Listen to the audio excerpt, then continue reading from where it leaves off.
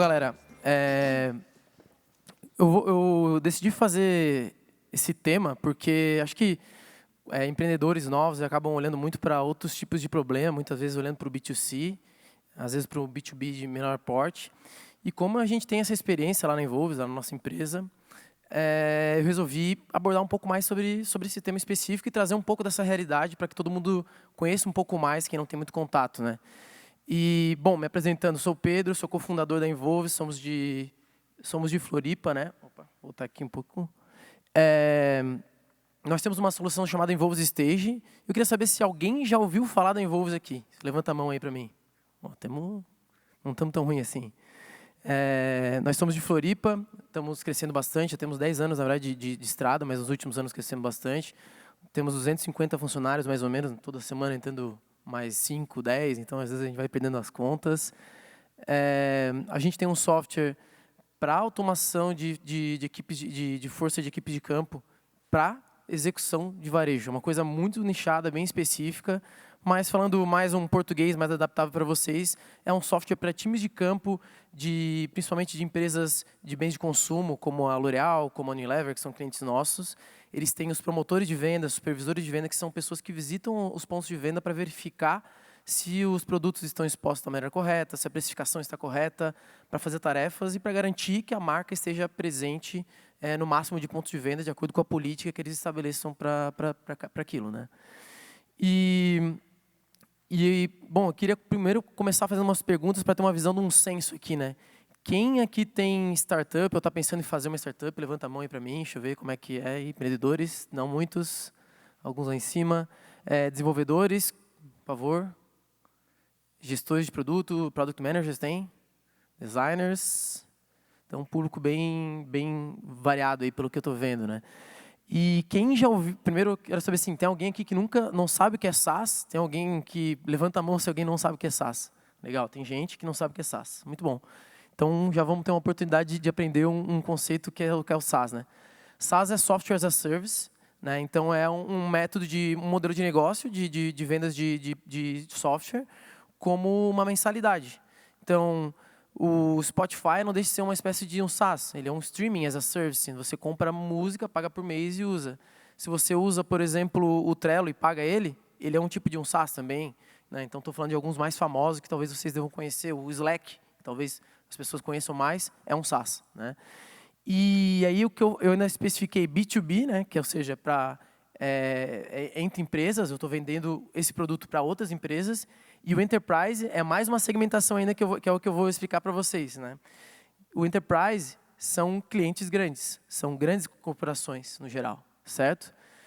E para explicar um pouco sobre isso, eu trouxe esse gráfico que é muito legal, que é uma visão simplificada, onde aqui no eixo Y do gráfico, a gente tem a receita recorrente anual que a gente tem com o cliente em dólar, tá?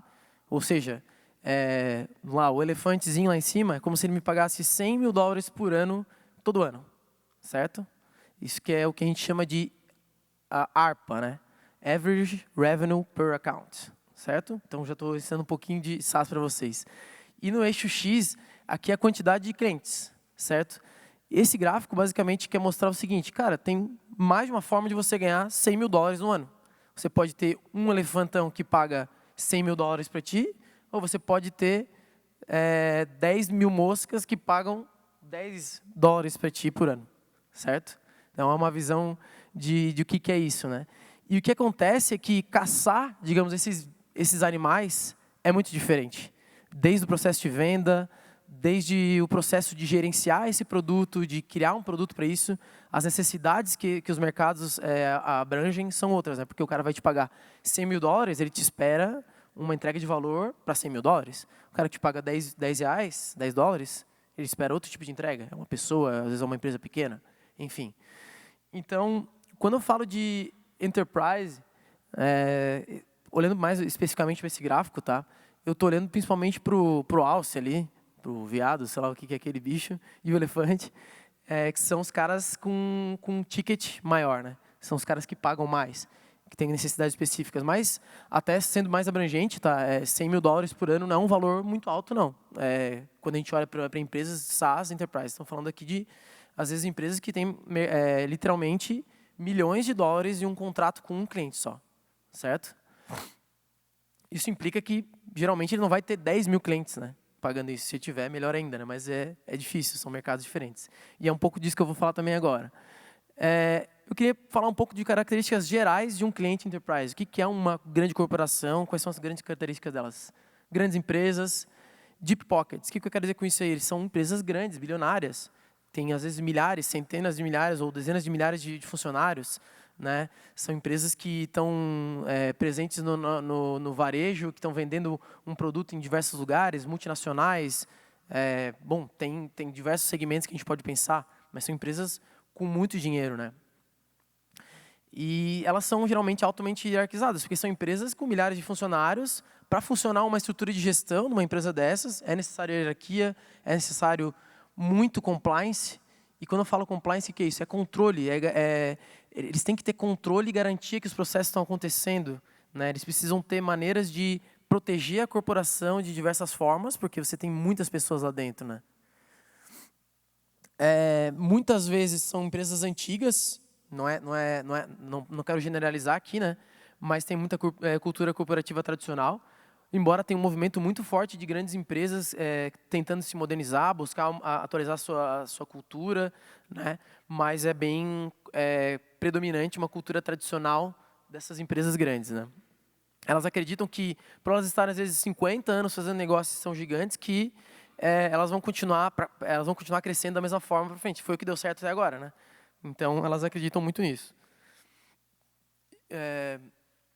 E outra coisa muito interessante, né, é que como elas são gigantes, para movimentar o ponteiro de crescimento de uma empresa dessas, é difícil, é complicado. Então, elas têm foco em longo prazo. Elas não vão fazer uma aposta de um mês que vai mudar a vida delas. Elas têm que planejar 1 ano, 2 anos, 3 anos, uma década, às vezes, para mudar a empresa. Então, elas têm foco em projetos de longo prazo, né? E uma coisa que quando elas olham para adquirir uma solução, um fornecedor, elas vão olhar muito para a reputação. Elas precisam garantir que elas vão estar entregando a empresa delas na mão de um cara que vai dar segurança para eles para entregar. Eles não podem arriscar uma empresa de $1 bilhão ou de vários bilhões de dólares na mão, às vezes, de uma startup. Né? Então, eles têm um pouco dessa desconfiança, né, por trás disso. Então, relacionamento, reputação, grandes nomes de fornecedores vão ajudar de fato. Né? E um outro ponto que eu gostaria de falar é que eles são pragmáticos. O que eu quero dizer com pragmáticos? Eles são pessoas que vão olhar para a ROI. Eles querem contratar para saber se vai economizar 10%, se vai fazer eles vender mais em 10%. Eles querem resultado. Eles estão olhando o resultado, eles precisam justificar isso. Eles não vão comprar um produto simplesmente porque é mais bonito ou porque está na moda. Né? Eles têm que olhar para o negócio deles. Né? Então, eles têm essa cultura de ser super pragmáticos também. Isso aqui é uma coisa muito interessante para eu explicar para vocês. Né? Tem um livro chamado Crossing the Chasm, que é muito interessante, tá? Então, para quem está querendo entender sobre produtos e adoção de produtos ao longo do mercado, né? Para quem estuda gestão de conhecimento, de produto, design, enfim, acho que diversos campos, empreendedores também, né? Acho que faz bastante sentido. E ele traz o que eu vou tentar resumir um pouco, essa curva de adoção, né? Quando a gente lança uma tecnologia nova no mercado, geralmente tem essa primeira parte, né? Que são os inovadores e os early adopters. Eles correspondem a uma parte menor do mercado. Então, quanto mais alto a altura dessa lomba, aí, digamos assim, desse gráfico, mais pessoas e mais valor existe naquele segmento, certo?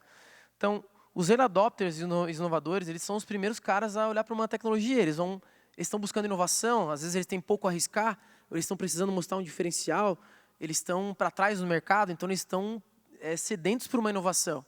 São caras que estão buscando uma tecnologia para inovação e às vezes não tem comprovação de ROI, de retorno dessa tecnologia.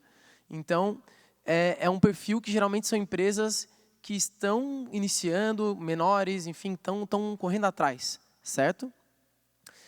E aqui, a partir desse abismo, né, existe o que a gente chama de Early Majority, né, e a Late Majority. A Early Majority são a maioria, a primeira maioria, digamos assim, e a segunda maioria, que são caras que são mais pragmáticos e conservadores, né, que é o que eu estava falando para vocês.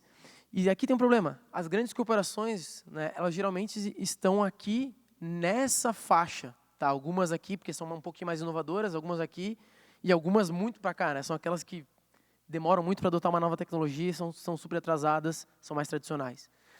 E esse é o grande problema. Tem um abismo aqui entre isso. Né? Então, acontece muito que, para vender para uma grande empresa, você precisa ter um case com outra grande empresa. Mas se você não tem um case com uma grande empresa, como é que tu vai ter? É meio que uma história do ovo da galinha, né? Então você precisa criar uma reputação muito grande, criar mecanismos que mostrem que a tua tecnologia dá retorno, para aí sim conseguir passar esse abismo, né? Se dedicar muito nisso para passar aqui. Então, por isso que existe esse abismo, porque a empresa para de crescer por um tempo até conseguir passar esse abismo e de fato atingir o mercado grande, né? Que é essa parte do meio. E por isso, né, voltando para esse gráfico aqui que é interessante, é muito comum que as empresas façam um movimento, né, empresas de tecnologia que estão começando com soluções B2B, façam um movimento que a gente chama de upmarket, certo?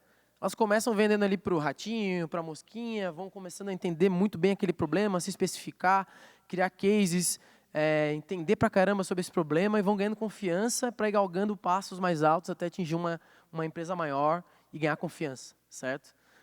Então, não é uma regra, mas é uma coisa comum, tá? É bem comum se vocês foram ver no mercado. E uma coisa muito interessante que eu quero falar para vocês, por que eu botei uma torrada aqui, né? Bem no meio da apresentação. Existe uma expressão no inglês chamada spread too thin, que é basicamente quando você tem uma solução ou qualquer coisa que é muito abrangente e pouco profunda. Então é como se você passasse uma manteiga bem fininha no pão, assim, ó, bem fininha mesmo. Tu morde, não sente nem o gosto da manteiga direito, né? O que acontece? Quando você tem uma solução de software muito genérica, ao mesmo tempo você tem um mercado grande, porque muitas pessoas podem querer utilizar. Mas ao mesmo tempo, você está competindo com todas as soluções especializadas que podem existir para que resolvem problemas específicos de um determinado mercado, certo? Então, ter uma solução muito genérica pode ser perigoso num cenário enterprise. A gente está vendo hoje em dia muito os RPs perderem um pouco de força. Eles estão sendo praticamente fracionados em diversos sistemas. RPs são aqueles sistemas de gestão, para quem não conhece, não são sistemas de gestão mesmo da empresa, de pessoas, que tem várias funções junto, né? E hoje a gente está vendo tudo ser muito segmentado e especializado. Né? É o que está acontecendo, como é o nosso caso. A gente tem um sistema de força de equipe de campo, para equipe de campo, automação de equipe de campo, para execução no varejo. E tem outros tipos e tem soluções mais genéricas nesse mesmo mercado. Mas a gente ganha a batalha contra essas soluções genéricas dentro do nosso mercado. Aí que está o grande pulo do gato. E a gente consegue vender por um ticket mais alto do que o cara que vende genérico. Né? Então, isso aqui é uma coisa muito interessante também que eu queria falar. Uma outra coisa que é legal de falar, né, a maioria das empresas, esse aqui é um gráfico, um estudo que foi o mais atual que eu encontrei, infelizmente, que é de 2017, que mostra que, basicamente, 27% das empresas, enterprise, grandes empresas, só 20% delas têm pelo menos 80% das soluções em cloud, ou seja, em SaaS. O resto das soluções são soluções desenvolvidas em casa, são soluções de caixa instalada numa máquina dentro de uma sala escura lá dentro, que estão paradas, não estão evoluindo. Então, o que isso mostra para a gente? Né? As empresas menores, por elas terem um pouquinho mais de dinamicidade, elas já estão indo para a cloud, estão indo no SaaS, estão indo no Google buscando, era uma solução de projetos e acha quero uma solução de gestão de processos e acho o Pipefy, que vai falar daqui a pouco aí, né?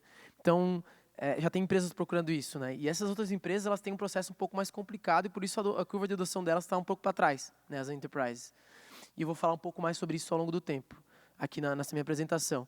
Só que o que eu quero dizer para vocês é que se só 27% das empresas, isso aqui é Estados Unidos, não é Brasil, talvez no Brasil a situação, eu não tenho esse número, mas provavelmente é um pouco menor essa adoção ainda, quer dizer que a gente tem uma baita de uma oportunidade de mercado, gente. Né? Tem muita oportunidade para criar software especificamente para esse meio, para grandes empresas, e é um pouco disso que eu estou querendo fazer aqui. Eu quero convidar vocês para olhar um pouco para esse mundo e entender que essas empresas, para elas inovarem, elas vão precisar das startups que estão nascendo hoje. As startups vão ser as empresas que vão fazer as soluções para grandes empresas, né, que cresçam também, né? E aí, eu vou compartilhar com vocês algumas das lições aprendidas que eu tive, e são lições aprendidas bem abertas, embora eu esteja falando de gestão de produto, mas são bem abrangentes, que eu acho que vão ser interessantes para todos aqui. E quando eu falar de algum termo mais específico, eu vou tentar especificar, porque tem gente que ainda não está familiarizada com SaaS. Certo? Primeira coisa, né, um fato interessante sobre usuários das soluções Enterprise. Um ponto muito legal de falar, que parece óbvio, mas não é que quem compra a solução muitas vezes não é quem usa. Então, às vezes é um diretor que tem um projeto de inovação e tal, ele vai lá, ele fica apaixonado com tal fornecedor, faz uma RFP, né, que é tipo um processo licitatório numa grande empresa, e ele vai lá e contrata uma solução sem consultar o time dele, os analistas, os gerentes, e bota goela abaixo aquela solução. Então, o que acontece? O teu time de vendas conquistou o vendedor, mas quando a tua solução entrar, você vai ter que conquistar todos os usuários de novo, porque eles não estão comprados com aquilo. Então, é como se você tivesse que vender a solução primeiro para a companhia comprar e depois tivesse que vender para convencer que aquela tua solução é a certa mesmo. E muitas vezes existe um desalinhamento de visão entre o diretor e os analistas, os gestores, os coordenadores, né? Então, é uma coisa interessante que acontece aqui. Uma coisa que dá um pouco de complexidade é que as grandes empresas elas têm organogramas e hierarquias diversas e que é difícil, às vezes, generalizar, né? Então, tem diferentes processos, diferentes organogramas, diferentes hierarquias, e isso se torna um pouco de calcanhar de Aquiles quando tu desenvolve uma solução e ela não encaixa certinho dentro de um cliente. A jornada de usuário é super complexa, né? E aí é importante que ao longo do tempo, né, quando você vai evoluindo a sua solução, você crie ela de uma maneira que se torne flexível, para que ela se adapte a esses cenários de diferentes processos ou essas particularidades aos poucos, né? E eu vou falar um pouco mais sobre isso, sobre essa questão de flexibilidade mais na frente. Um fato muito interessante que parece bobo, né? Eu estou falando de alguns milhares de usuários. Talvez para alguns de vocês milhares pareça muito, né? Mas milhares de usuários numa solução bem sucedida não é muita coisa. A gente estava tendo agora um painel aí do iFood, uma palestra do iFood, teve um painel com PicPay, Zoom. São caras aí que devem ter milhões de usuários na base deles, né? E a diferença é que ter alguns milhares de usuários é que você consegue olhar um pouco mais individualmente para cada um deles. Então, de certa forma, é um benefício que você consegue ter uma visão qualitativa, às vezes, para os usuários. Mas, ao mesmo tempo, para quem quer fazer testes, às vezes isso é um pouco arriscado, porque você não consegue fazer um teste AB e ter um respaldo estatístico para justificar, às vezes, uma decisão em teste AB. Né? Em milhões de usuários, às vezes em muitos milhares de usuários, é mais fácil fazer isso. Então, dentro da vida de gestão de produto, de prototipação, de design, isso afeta um pouco a nossa vida. E uma coisa muito interessante que a gente descobriu ao longo do tempo, que é muito legal, é que as pessoas dessas grandes empresas, elas querem ser promovidas, né? É um pouco diferente de vender para um empreendedor um produto ou para uma pessoa que quer usar um cara que só quer fazer um pedido no iFood. Ele não está pensando em ser promovido, ele está pensando em matar a fome dele, né? Aqui, não, ele está às vezes pensando em ser promovido. Ele quer melhorar a empresa para mostrar que aquele projeto deu certo e ser promovido. Então, ao mesmo tempo, é muito legal quando você mostra a tua solução, um cara acredita na tua solução, depois você vê que aquele cara virou o diretor da área, cresceu dentro da empresa ou até foi contratado por uma empresa maior. Então, isso acontece muito, né? As empresas e os funcionários que estão acreditando na tua solução que você está trazendo, eles acreditam muito que, às vezes, trazer uma solução nova é uma maneira de ser promovido, né? Que é uma coisa importante para eles, obviamente. Aqui eu queria mostrar para vocês, falando de usuário e de jornadas, né? Eu falei um pouco antes, o que muda numa venda enterprise e uma venda de SMB, né? Que são Small and Medium Business. O que muda, basicamente? No enterprise, tem reuniões, tem demo do produto, tem a parte técnica para ver se vai integrar, se não vai integrar, se vai adaptar com o processo, com a área de TI. Aí depois tem a área de comercial que vai analisar a tua proposta, tentar baixar, fazer bid. Então tem um monte de coisas e às vezes ainda tem um piloto para você provar o valor. Em 3 meses você tem que mostrar determinado valor para aí sim conseguir fechar o negócio. Então, é um processo aqui que muitas vezes é de anos, tá, gente? Estamos falando aí a gente tem negócios que ficaram, a gente teve que fazer relacionamento por 2 anos para conseguir fechar uma grande conta. Também tem negócios mais curtos, mas, enfim, realmente, ao mesmo tempo, são contas de grande valor, né? E aqui, por outro lado, quando a gente olha para um small, medium business, um processo de venda, ele é um pouco mais automatizado, um pouco mais escalado, né? Então, como vocês às vezes entram num site, eu quero testar tal software, pego um free, boto meu e-mail lá, começo a receber algumas nutrições via e-mail, falando sobre o mercado, ajudando a desvendar novas funcionalidades do produto, fazendo você se engajar. Você começa a convidar outras pessoas do teu time para participar colaborar dentro do projeto, e por aí vai meio que viralizando dentro da empresa, e aí chega um momento que você tem que comprar o plano pago e fecha. Então tem muito desse fluxo, e acaba que é um pouco mais orgânico, e as pessoas vão testando e ao mesmo tempo rapidamente crescendo, né? É um pouco diferente. Um ponto que eu queria falar, eu falei de compliance antes, mas eu quero falar um tópico só sobre isso, né? Alto nível de compliance em grandes empresas. Isso é um fato que afeta muito o nosso dia na gestão de produto e em todo o ciclo da empresa que oferece um produto para uma empresa enterprise. As áreas de TI dessas grandes empresas são muito influenciadoras, né? É o que eu digo, que são gatekeepers. Esses caras, eles têm um poder de veto. Então, você pode ter agradado toda a empresa. Se a TI não te aprovou, não deu a bênção, você não vai entrar, né? E às vezes vai entrar uma solução pior, mas a TI tem razão, porque a TI muitas vezes está avaliando se você está dentro dos padrões de segurança esperados por eles, se você está dentro de determinados padrões que às vezes a organização tem sobre autenticação, enfim, geralmente são aspectos mais de segurança que eles vão avaliar, né? E aí tem um problema interessante, né? Do ponto de vista da gestão de produto, que é a dificuldade de experimentar. Porque como tem essa rigidez, é muito difícil experimentar. E às vezes você tem uma funcionalidade nova que você quer testar com o cliente e você tem que passar pela aprovação da TI porque eles têm medo que dê problema e o time de negócio fique chateado, dê um bug, né? Então eles são muito ansiosos com relação a bugs, eles estão sempre tentando proteger a empresa sobre a qualidade, só que ao mesmo tempo acabam freando a empresa sobre inovação que você quer oferecer para eles com o teu produto, né? Então, é o que eu estou falando, de uma fricção grande para lançamento. Você vai lançar uma funcionalidade nova, você tem que conseguir passar por toda a aprovação de todo mundo, às vezes demora mais tempo, às vezes eles não aprovam, enfim, às vezes as coisas demoram um pouco mais do que você espera. Mas, ao mesmo tempo, eles dão muito mais segurança. Quando eles aprovam também, eles estão junto contigo, né? Que é um fato bem interessante. Aqui, eu queria mostrar para vocês, falando sobre essa parte de compliance e área de TI, quando uma área de TI olha para comprar uma solução SaaS, né, o que eles se importam mais? Isso aqui é um estudo dos Estados Unidos, mais uma vez, eu não achei dados do Brasil, infelizmente, difícil achar. 59% deles vai olhar para preço, né, lembrando que a pesquisa aqui ele pode selecionar mais de uma opção, né? Então, é mais ou menos o que a área de TI é responsável por avaliar quando tem uma solução, contratando uma solução SaaS. Preço e segurança são as duas principais aqui, né? Que é o que eu, de fato, vejo na minha experiência na Involves, é verdade. Eu me surpreendi aqui que eu vi nesse gráfico a facilidade de uso. Tá? Sinceramente, não é uma realidade, dentro do Brasil, pelo menos. Nunca vi a área de TI olhar para o negócio, a usabilidade de vocês é melhor, então vou para o de vocês. Nunca vi, né? Realmente é raro. Mas talvez o mercado americano já esteja começando a olhar mais no usuário final, e que é bem interessante, né? Que é aquela questão que eu estava falando para vocês, quem compra não é quem usa. Então, talvez a área de TI já esteja começando a se preocupar um pouquinho mais com isso.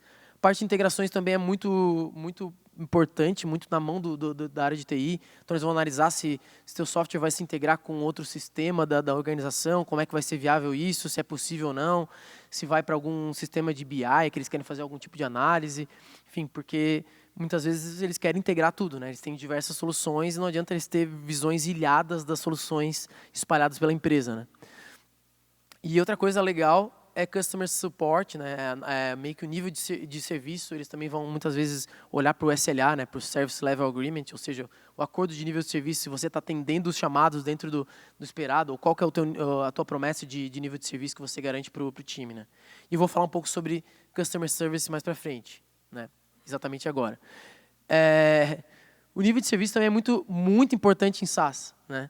Então, eles não estão só comprando um produto, um software para usar. Eles estão comprando uma solução completa, com pessoas também por trás do negócio. Né? Um consultor de sucesso, como a gente tem lá na Envolves, às vezes um analista de back-office, até para ajudar a operacionalizar a operação. Então, o nível de serviço é muito decisivo na renovação. Se você peca um ano atendendo mal, cara, isso provavelmente vai impactar muito mais do que um bug dentro do software, uma falta de disponibilidade. Então, é muito importante uma camada de serviço confiável. Para construir relacionamento com as contas, se antecipar, entender o que está acontecendo. Tem pessoas mudando de área, tem áreas mudando de foco. Então, é muito importante tentar criar essa parceria realmente com as contas, para acompanhar o movimento e apoiar elas dentro com o teu serviço. Né?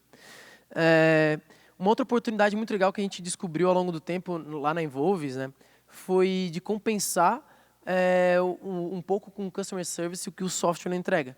Então, às vezes, o cliente precisava de um relatório super complexo, que a gente sabe que a entrega de produto às vezes demora mais tempo, porque precisa integrar mais coisas, porque precisa fazer testes, porque, enfim, a gente tem um processo longo de delivery muitas vezes. Né?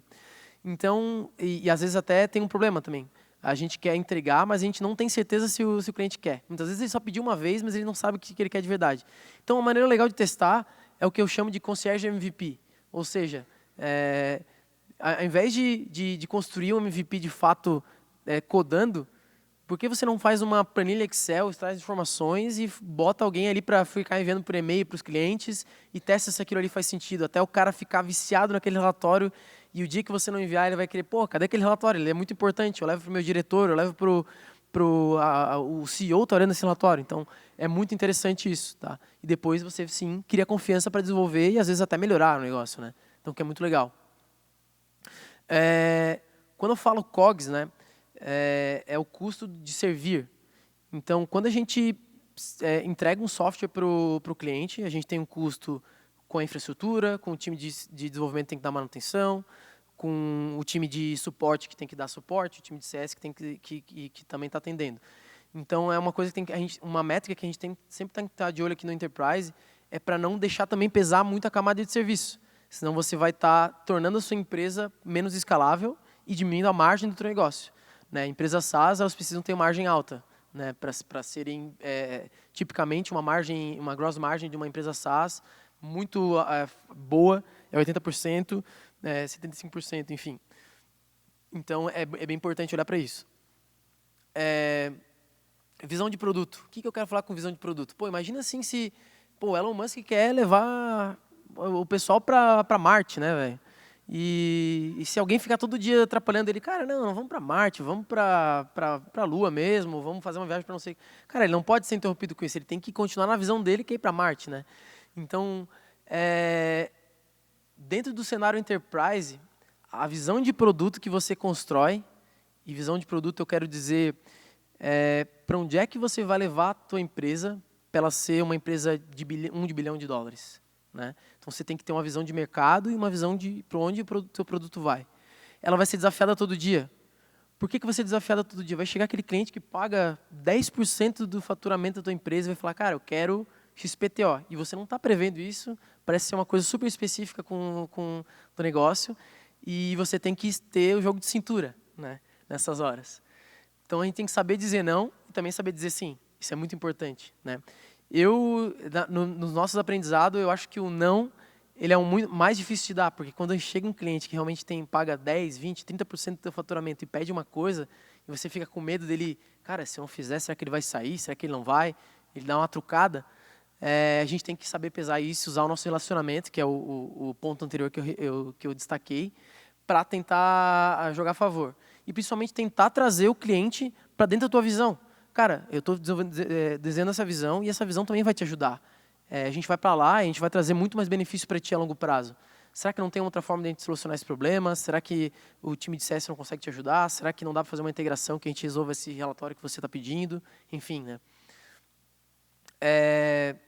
E aí um ponto que eu falo que foi também um divisor de águas lá para a gente, é que quando a empresa começou a crescer, os times de CS, os times de venda, eles começaram meio que ficar desesperados quando um cliente vinha com um pedido.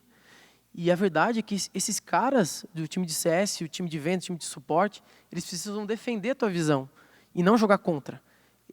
Cara, essa visão precisa estar difundida, porque eles dizendo o não certo, já na hora certa, levando o cliente pelo caminho certo, vai liberar muito pulmão para o teu time de produto, para o time de design, para o time de desenvolvimento, olhar para o que tem que ser olhado de fato, para onde é que a empresa tem que ir para virar uma empresa bilionária, se essa é a meta de vocês, né? Aí tem um ponto interessante que é cuidado com as customizações. Muitas vezes vai aparecer essa situação de um cliente, você vai querer customizar, vai fazer uma versão do teu software bizarra só para aquele cara, e aí você vai estar cometendo os maiores erros da vida se você quer ser SaaS. Se você quer ser SaaS, não façam isso, tá?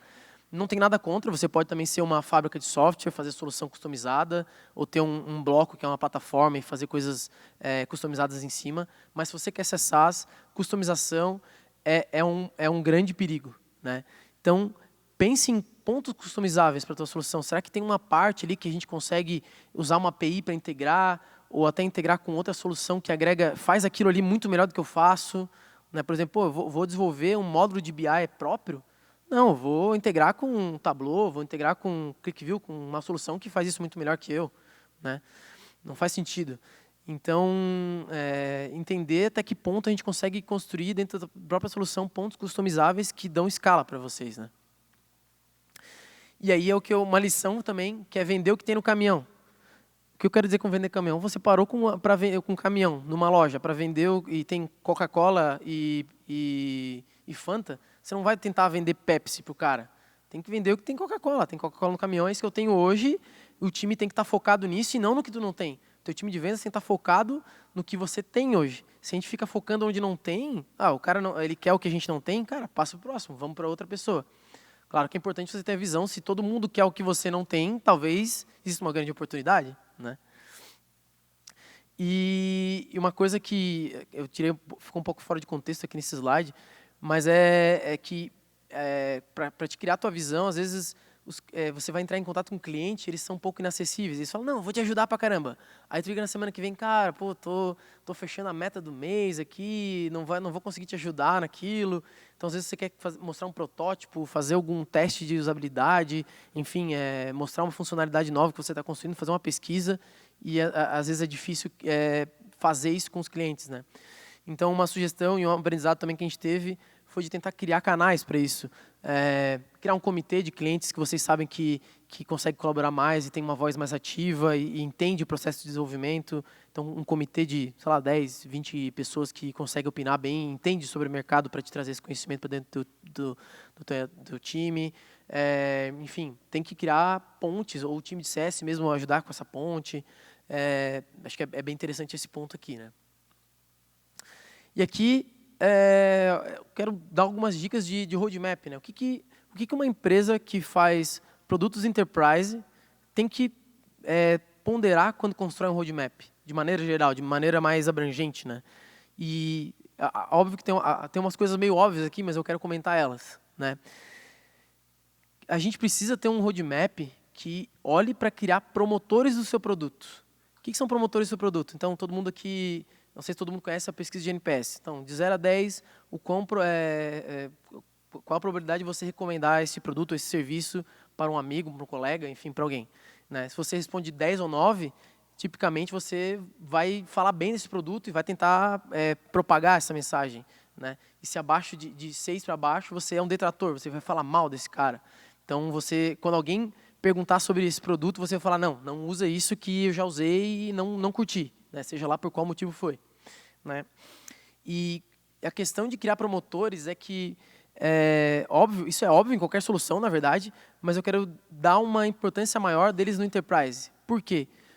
Mercados nichados, né, como a gente está às vezes no enterprise, eles têm poucas pessoas, todo mundo se conhece. Então, se você se queima com uma pessoa muito importante, você vai se queimar com o mercado. Se você se queima com alguma pessoa influente que muda de empresa, você se queima com o mercado rápido. Então, construir um nome, dando passos pequenos, criando promotor, o boca a boca, é muito importante nesse mercado, né? Então, no B2C, às vezes uma propaganda na TV, a gente baixa, testa o negócio, independente de alguém ter falado que era ruim, né? Agora aqui não. A pessoa quer adotar uma solução, se você tem uma contraindicação daquilo, você já nem vai nem considerar ela na hora de estudar uma solução para aquela necessidade que você está buscando. E outra coisa que no roadmap vai ser importante olhar é o TAM. O que é TAM? Total Addressable Market. O que é isso? É o teu mercado total endereçável. Então, não adianta nada você criar um produto para 10 empresas e sabendo que essas empresas vão no máximo pagar para ti 10 mil reais. Cara, você está fadado a ter no máximo 100 mil reais de receita, certo? Se é isso que você quer, se contenta, tudo bem. Mas como é que você pode ampliar isso, né? Então, se você tem 100 empresas só que são interessantes, como é que você pode vender 1 milhão para cada uma dessas empresas, ou 2 milhões, ou sei lá quantos milhões, né? Então, e ao mesmo tempo, será que não existem formas de teu produto começar a ir para outras verticais, né? Aos poucos ir conquistando outras praias, outros mercados, né? Então, isso aqui é uma coisa que tem sempre no escopo, porque se aproximar de uma saturação de mercado é perigoso, né? Pode ser que você caia num mar meio parado, né? Uma hora. Então, as oportunidades de upselling e cross-selling são muito importantes dentro do roadmap. O que é upselling? É vender mais para outras áreas da empresa ou vender mais licenças para o mesmo público, né, para o mesmo cliente, ou vender cross-selling é quando a gente vende um outro produto para o mesmo cara. Então, já estou dentro desse cliente, é muito mais fácil eu vender outra solução para ele. Então, isso é um fato muito importante. Às vezes a gente tem poucas empresas, mas são poucas empresas muito grandes, e uma vez que você vendeu para ela, é mais fácil você vender o mesmo produto, né? É muito mais rápido vender para um cliente atual do que vender para um cliente novo. Então, o time de produto precisa estar olhando para isso também, né? Às vezes é muito mais importante olhar para upselling e cross-selling, dependendo da etapa da empresa que vocês estão. E aqui é um fato muito interessante, né? Os melhores benchmarks aí de SaaS Enterprise, eles expandem demais. Então, a gente é muitas vezes concentrado na aquisição de clientes. Conquistei um cliente novo, estou fechando 10 contas por dia. Cara, mas no mercado SaaS é um pouco diferente. A gente tem que estar olhando muito mais para a expansão, muito mais para vender novos produtos para os mesmos clientes. É uma dinâmica um pouco diferente, né?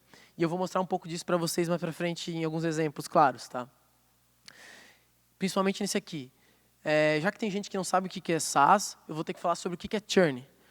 Churn é o índice de perda de receita ou de clientes que você tem no mês. Então, se você tem 5% de churn, como essa linha mais baixa aqui embaixo, né? Quer dizer, 5% de churn ao mês, quer dizer que você está perdendo 5% da tua receita ou dos teus clientes. Pode ser, tem dois jeitos de falar, tá? Tem jeito de falar logo churn, que quer dizer que é por número de contas, e tem o churn, que a gente fala sobre receita. Então, se eu ganhava 100 reais no mês, e eu tenho 5% de churn, no mês seguinte eu vou ter 95 reais dessas mesmas 100 reais que eu tinha no mês anterior. Pode ser que eu tenha adquirido novas contas, mas isso não conta na taxa de churn, certo? Então, sempre é comparado à base anterior de receita que você tinha. E aqui é um fato muito interessante para vocês, né? O churn, ele torna o teu negócio, às vezes, reto, ou ele pode tornar o teu negócio exponencial. E eu vou explicar por quê. Essas 3 curvas aqui é uma mesma empresa, não é um exemplo específico, é só uma curva para vocês terem uma noção do impacto do churn. É uma mesma empresa, digamos assim, ganhando 10 mil reais, vendendo para 10 mil reais a mais de licença todo mês, certo? Elas estão adquirindo a mesma quantidade de clientes todos os meses, a mesma quantidade de clientes ou valor de clientes todos os meses. Essa primeira empresa em vermelho aqui, ela perde 5% da receita dela do mês anterior todo mês. Ou seja, ela está prestando um serviço ruim, as pessoas estão cancelando, as pessoas estão diminuindo o uso da ferramenta, enfim, está acontecendo alguma coisa ruim. Essa outra empresa amarela, né, ela perde 2,5%, certo? E a outra empresa, ela expande 2,5% da receita todo mês. Agora eu quero que vocês comparem. O cara que está aqui em 5%, ele cresceu ao longo dos meses aqui, né, mas vamos dizer aqui, olhando para a linha, mais ou menos ele ficou em 2 milhões aqui, 2 mil, enfim, de MRR. E esse cara, que ele adquiriu o mesmo número de clientes, mas ele não perdeu tantos clientes, expandiu os clientes, ele tem mais que quase 3 vezes a receita dele. Ele cresceu 3 vezes mais. Então, a gente não pode cair na armadilha de olhar só para aquisição. Cara, estou adquirindo cliente para caramba. A gente tem que olhar muito para manter o cliente e vender mais para esse cliente. É muito mais importante no longo prazo. Esse que é o grande segredo aqui. E aqui, para o último tópico que eu queria falar hoje, rapidamente, para quem se interessou pelo tema, quer estudar mais, e espero que tenham pessoas interessadas, porque estou vendendo um pouco desse mercado para vocês aqui. Alguns cases que provavelmente vocês não conhecem e que são interessantes vocês estudarem, empresas aí. A New Relic é uma empresa americana muito legal. Eles têm basicamente um serviço de monitoramento de servidores, talvez os desenvolvedores devam conhecer, de servidores de aplicação, de logs, é uma infinidade de serviços basicamente para DevOps, né? E eles têm tu basicamente pode entrar lá, instalar o negocinho lá no teu servidor, é um serviço caro, às vezes para um servidor é barato, às vezes até de graça. Você começa a usar e fica viciado naquilo porque você começa a ter mais insights de como melhorar a performance dos seus servidores, problemas que estão acontecendo, enfim.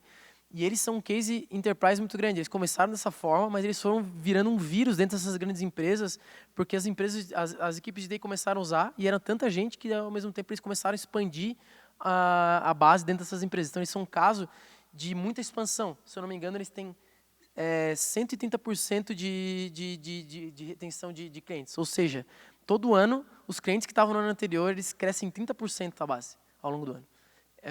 É muito relevante, tá? Então, é um case muito legal. Acho que eles já abriram em bolsa também. A Viva é um caso muito que dificilmente alguém vai conhecer. Eles são um sistema, eles são um CRM para indústrias farmacêuticas. Provavelmente não existe um mercado mais nichado que a indústria farmacêutica, tá, gente? São pouquíssimas empresas, é um mercado ultra bilionário, porque precisa de muito dinheiro para desenvolver medicamento, é muito regulado, é muito complicado, então não são muitas empresas que têm.